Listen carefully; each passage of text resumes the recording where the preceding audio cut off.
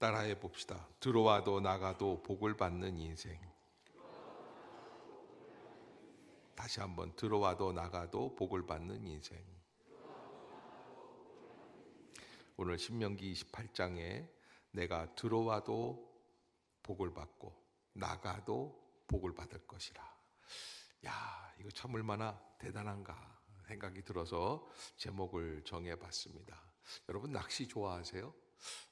낚시터에 가서 낚시를 이제 이렇게 해보면은 한 마리도 못 잡아본 사람들은 다음에는 안 간다는 거예요. 그런데 이 고기가 입질을 해서 탁탁 걸려가지고선 쫙 잡히면 손맛이 아주 끝내준다고 합니다. 그런데 그보다 더 좋은 게 있어요. 옆 사람이 대어를 낚다가 끌어올리다가 놓치면 그것만큼 기분 좋은 게 없다는 거예요. 무슨 얘기인지 아시겠죠? 네. 모든 사람이, 저는 사람 마음 가운데 비교 의식이라는 게 있습니다. 그래서 내가 잘 되는 것도 좋은데 남이 좀 안 돼서 어려움을 겪는 모습을 보면 마음의 위안이 되는 거예요. 그래서 교통사고 나거나 아니면 집에 불이 나거나 이런 사고를 볼 때마다 그냥 지나가지 않고 자기하고 비교하게 된다는 것이죠. 그러기에 우리가 하나님 앞에서 어떤 복을 추구하며 살아가야 할까 하는 것을 생각해 봐야 할 것이죠.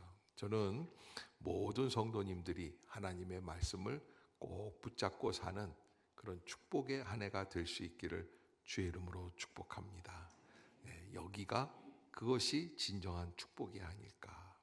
믿음 안에서 바라보면 다른 사람들이 주님의 말씀을 놓치고 있을 때 이야 쾌재다 잘됐다 이러지 마시고 남의 불행이 나의 행복이 아니라 하나님의 놀라운 능력 가운데 서로 축복하고 격려해주고 구원의 은혜 안에서 함께 또 모든 교회 모든 나라가 복을 받을 수 있도록 그러한 일치와 또 창조의 시대를 살아갈 수 있기를 주의 이름으로 축복합니다.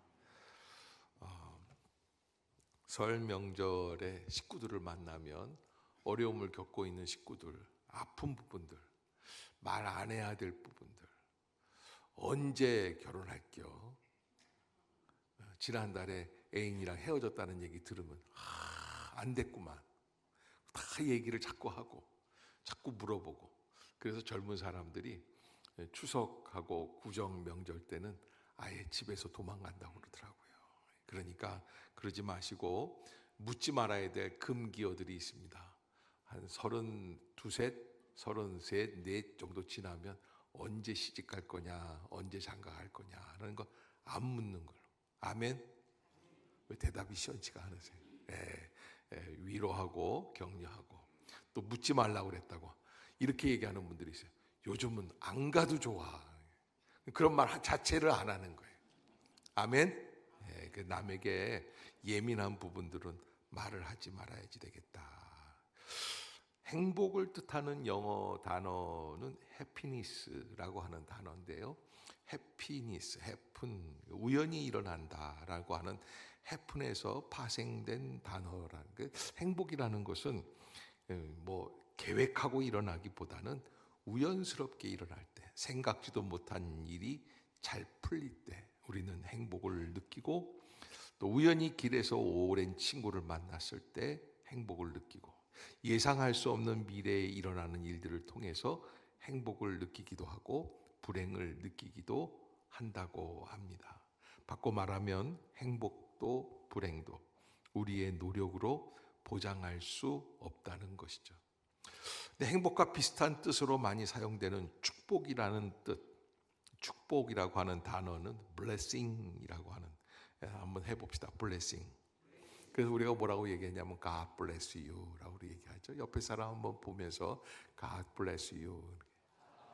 하나님은 당신을 축복하십니다. 그런데 이 blessing이라는 단어는 bleed라고 하는 피를 흘린다라고 하는 단어에서부터 출발했다는 거예요.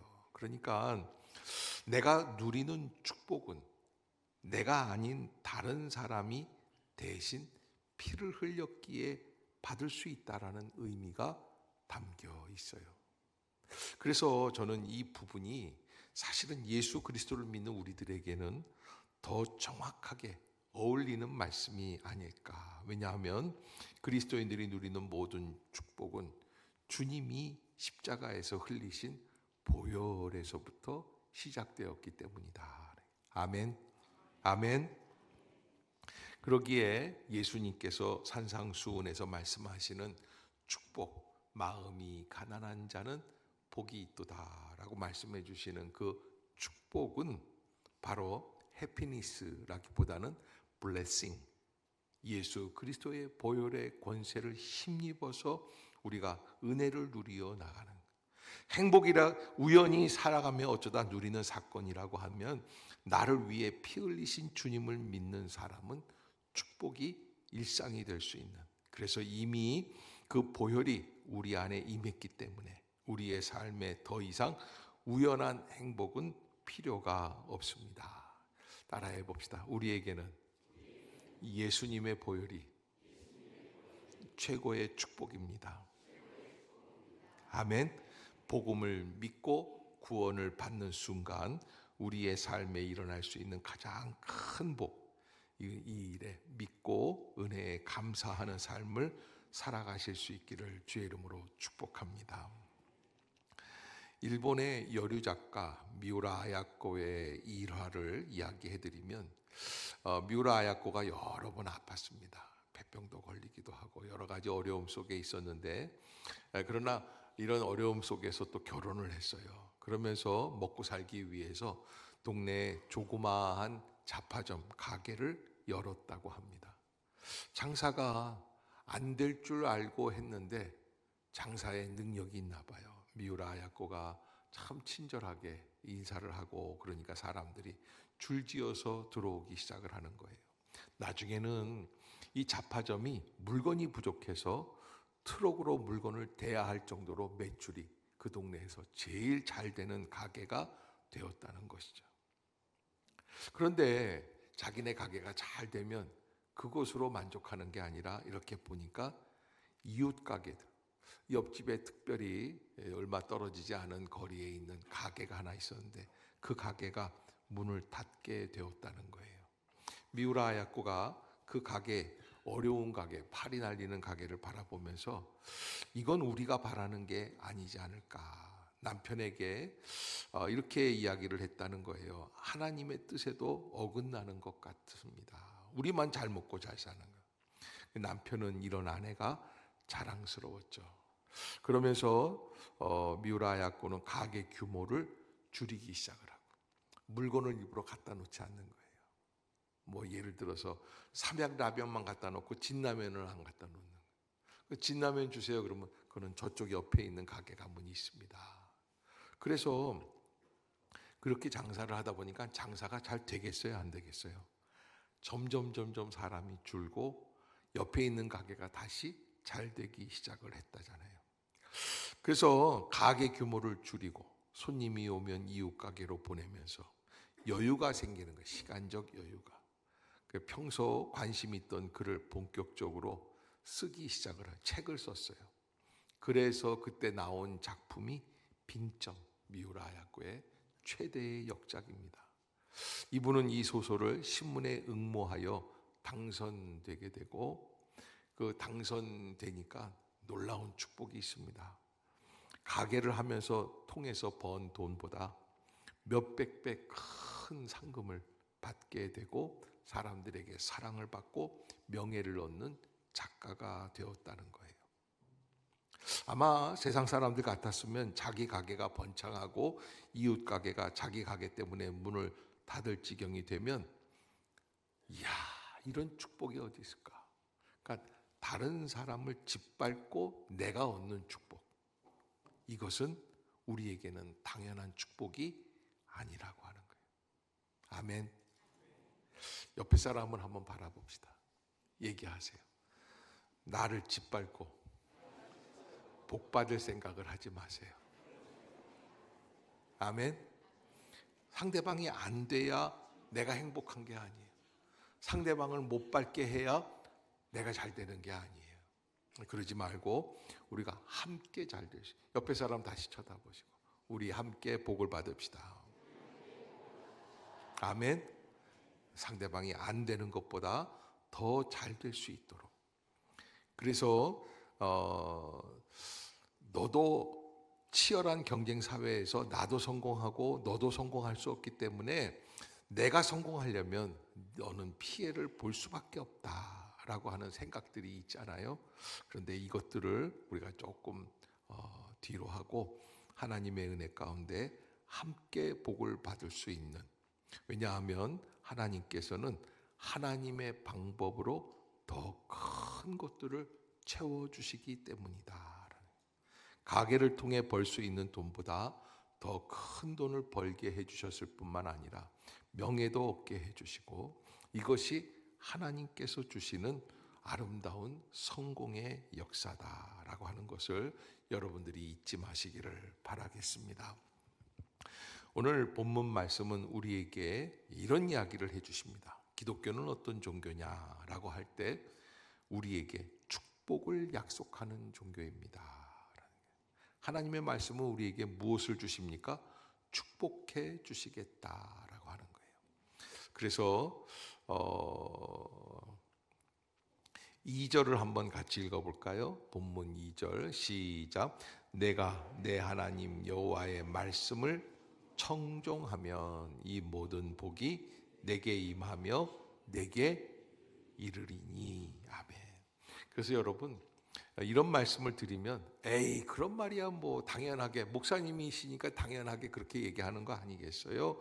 라고 얘기하실 수도 있어요. 그러나 오늘 하나님께서 우리에게 주신 이 말씀은 가장 중요한 것, 복이 어디에서부터 시작을 하느냐라고 하는 거예요. 그것은 바로 하나님의 말씀 앞에 어떻게 하는 거예요? 청종한다는 거예요.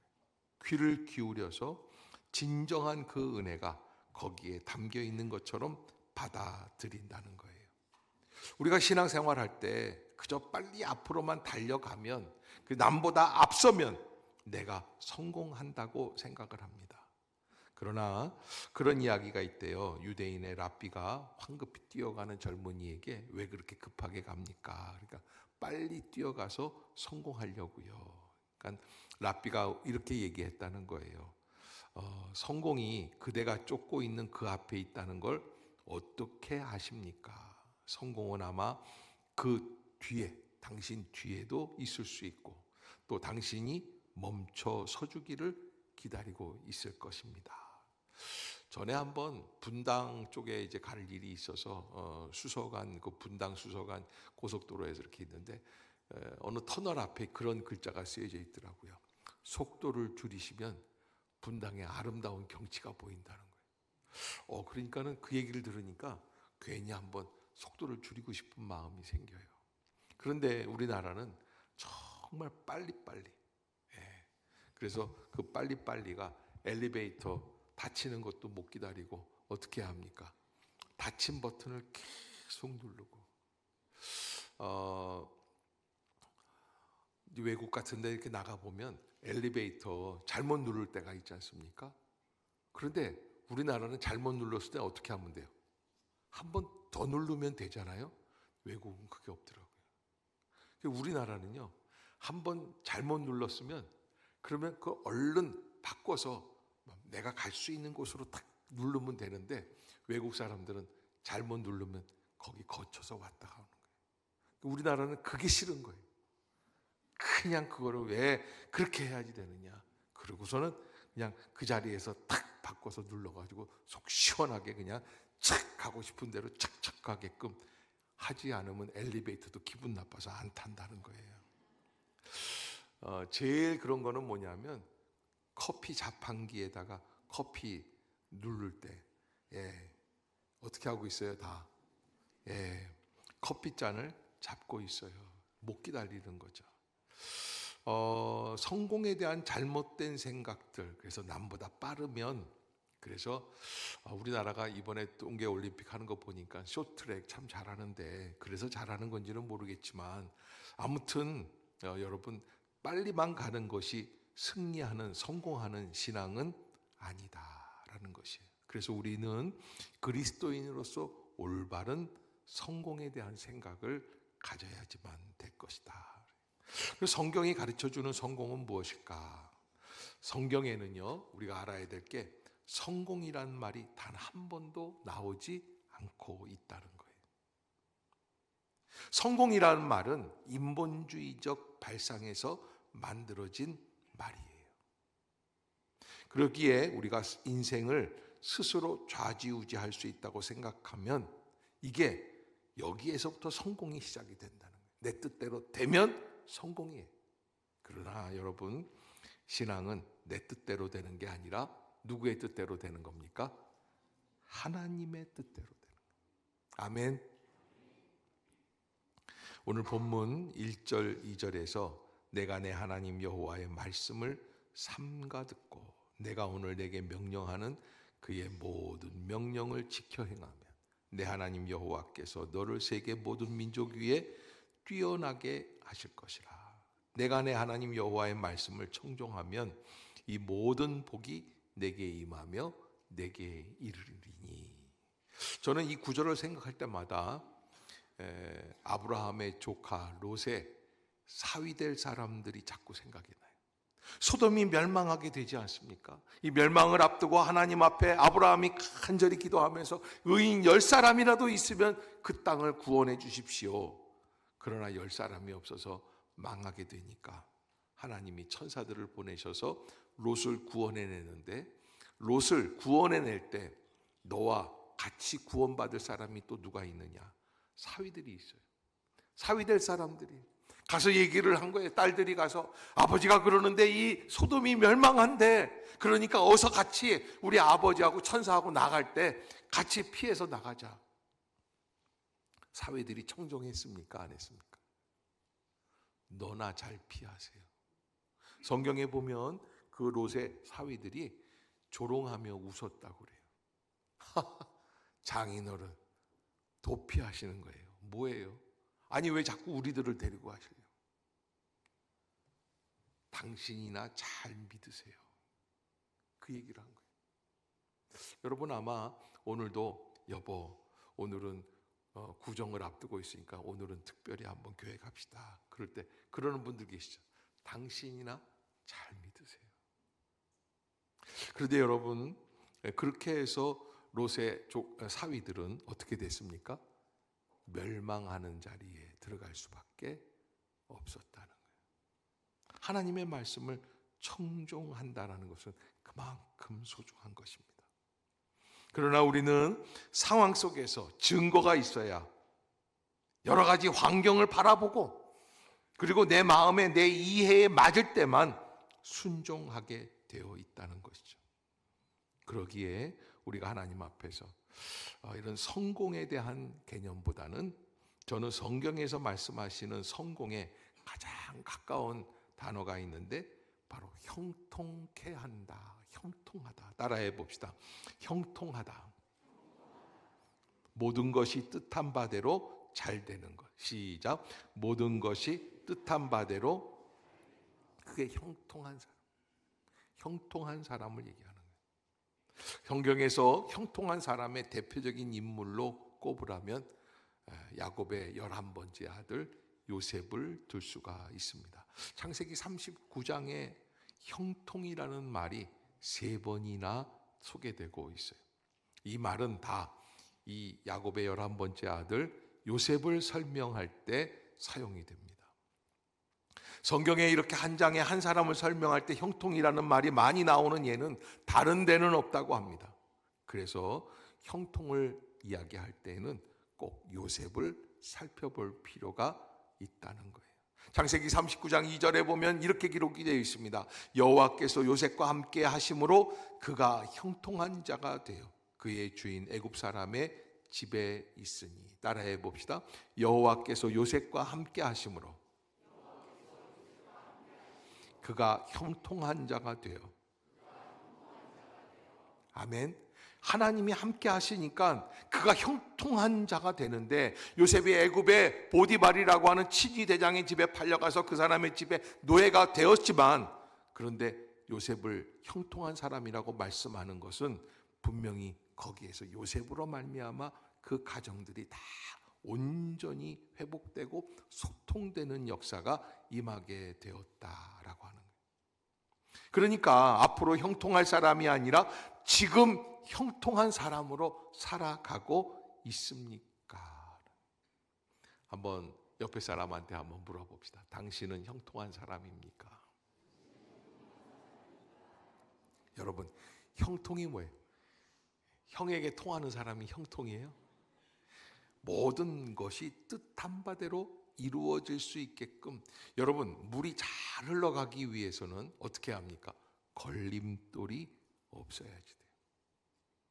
그래서 저도 늘 기도하는데, 내가 다른 사람의 앞길을 막지 않게 하여 주시옵소서. 여러분, 거기에 은혜가 있어요. 다른 사람들을 뒷발길 한다든지 걸림돌이 된다든지 남을 못하게 방해하는 사람이 되어서는 안 된다는 거예요. 귀한 야곱집에 사랑받는 막내 아들이 하루아침에 외국의 노예로 팔려왔는데, 성경은 그 사람이 바로 형통한 사람이었다. 창세기 39장 23절에 보면, 간수장은 그의 손에 맡긴 것이 무엇이든지 살펴보지 아니하였으니 이는 여호와께서 요셉과 함께 하심이라. 여호와께서 그를 범사에 형통하게 하셨더라. 따라해 봅시다. 여호와께서 그를 범사에 형통하게 하셨더라.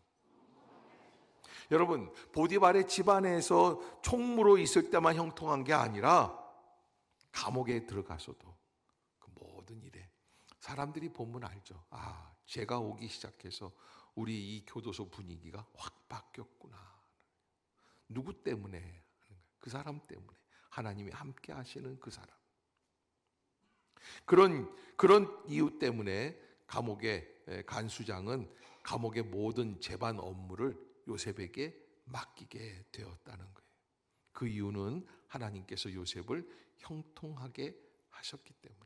지금 요셉은 모함을 받아 옥에 갇혀 있습니다. 귀한 사랑받는 집에 아들이 노예로 끌려온 것도 억울한 일인데 성폭행범으로 몰려 억울한 옥살이를 하고 있습니다.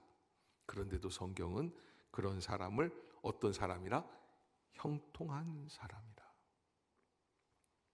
그래서 성경이 말씀하신 이 형통은 세상 사람이 말하는 형통과는 다르다.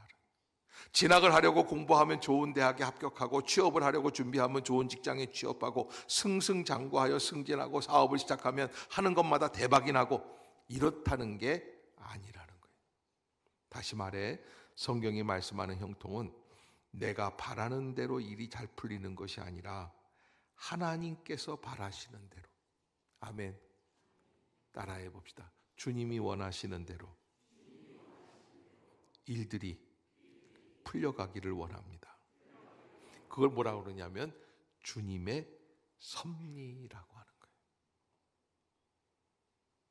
이스라엘 백성을 애굽으로 이주시키기 위한 하나님의 뜻이 요셉을 통해서 차질 없이 잘 이루어지는 것을 형통하다고 말씀하고 있어요. 요셉은 감옥에 들어갔지만, 억울한 누명을 썼지만, 형제들에게 버림을 받았지만, 그러나 분명히 그를 통하여 진행되고 있는 역사가 하나 있는데, 하나님이 그 요셉을 통해서 마침내 몇십 년 뒤에는 이스라엘 70명의 가족이 다 애굽으로 들어오게 할 것이라는 거예요. 430년간의 노예 생활을 하게 할 것이라는 거예요. 그 뒤에는 다시 모세를 통하여 자유함을 얻게 해 주실 것이라는 거예요. 그래서 요셉이 그런 어려움 속에 있을 때도 그는 하나님께서 함께 하셔서 형통한 사람이라는 이야기를 듣게 된 것이죠. 결국 하나님께서는 요셉을 애굽의 총리 대신이 되게 해주십니다. 그래서 부와 권세와 명예를 다 얻게 하시고, 유대 땅에 그대로 머물렀으면 감히 꿈도 꾸지 못할 놀라운 것들을 얻게 해주셨습니다. 이렇게 요셉을 높여주셔서 이스라엘 백성을 애굽으로 이주시키시려는 하나님의 뜻이 이루어지는 것. 그것이 바로 형통이라고 하는 것. 그래서 형통의 열매는 마지막에 나타나게 됩니다. 따라해 봅시다. 나의 형통함은 아직 이루어지지 않았습니다. 옆에 사람 바라보시고 얘기하세요. 날 무시하지 마세요. 아직까지 전성기가 아니에요. 조금 더 기다려야 돼요. 그러기에 이런 얘기가 있죠. 마지막에 웃는 자가 가장 잘 웃는 자다. 그래서 여러분 옆에 사람한테 이렇게 얘기하세요. 마지막에 웃는 분이 되시길 바랍니다. 허탈해서 웃는 거 말고, 조롱하면서 웃는 거 말고, 정말 하나님의 은혜 가운데 마지막에 진짜 진정한 은혜에 기뻐서 웃을 수 있는 사람이 승자라고 할 수 있습니다. 마치 농부가 봄과 여름 긴 시간을 땀을 흘려 수고한 뒤 가을에 깊어진 가을 속에 과일을 따는 것과 같이 우리는 긴 시각으로 성공을 보고 하나님께서 나에게 마침내 그런 은혜를 주시는구나라는 거예요. 마지막으로 저는 여러분들에게 강영우 박사님을 좀 소개하고 싶어요. 뭐 벌써 이제 한 10여 년 된 것 같은데 미국의 정부에서 최고위직에 올랐던 분인데 이분은 시각장애인입니다. 그러나 그럼에도 불구하고 백악관 정책 차관보까지 올라가서 3년을 근무하고 신임을 받아 재임되었던 분인데 이분이 자신의 경험을 살려서 젊은이들에게 교훈을 주려고 책을 하나 쓰셨는데 도전과 기회라고 하는 책을 쓰셨습니다. 이분은 성공의 요인으로 3C를 꼽고 있습니다. 첫 번째는 컨템포텐스라고 하는 능력을 얘기하는 거예요. 능력.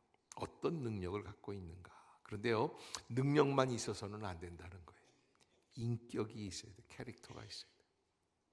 그러니까 능력만 있는 사람, 기능적인 사람, 이거 로봇과 무슨 차이가 있겠어요? 그래서 인격을 갖고 있어야지 되고, 그 다음에는 커미트먼트라고 해서 헌신하는 것. 여러분, 인격이 좋은 분은 헌신하려고 합니다. 그래서 내가 가지고 있는 능력, 내가 가지고 있는 인격, 이 모든 것을 다해서 누구를 위해 살아갑니까? 나를 위한 삶이 아니라 너를 위한 삶이에요. 끝으로 옆에 사람 한번 바라보시고 손을 좀 잡아주세요. 그리고 얘기해 주세요. 내가 성공해서 당신을 위해 헌신하겠습니다. 말 안 하고 그냥 빙긋이 웃고 쳐다만 보는 분들도 계시는데 그러지 마시고 서로 성공해서 남을 위해 살아갈 수 있는 그것이 진정한 복이다. 아주 좋은 운수 혹은 행운, 오붓한 행복. 그래서 로또 복권이나 샀으면 좋겠다라고 하는 그런 복은 성경적 복은 아닙니다. 우리에게 진정한 복은 하나님의 섭리가 이루어지는 형통하게 되는 역사. 우리가 성읍에서도 복을 받고 들에서도 복을 받고 내 몸의 자녀와 내 토지의 소산과 내 짐승의 새끼와 소와 양의 새끼가 복을 받고 광주리와 떡반죽 그릇이 복을 받고 들어와도 복을 받고 나가도 복을 받는다. 엄청 좋죠. 야, 이런 일이 있을 수 있을까? 그러나 이 모든 것이 하나님의 뜻을 형통케 하는 역사. 아멘. 그래서 내가 잘 돼서 어떻게 합니까? 남을 헌신할 수 있는, 남을 위해 헌신할 수 있는 그러한 은혜가 이 음력 명절을 맞이하면서 다시 한번 새롭게 시작할 수 있기를 주의 이름으로 축복합니다. 기도하겠습니다.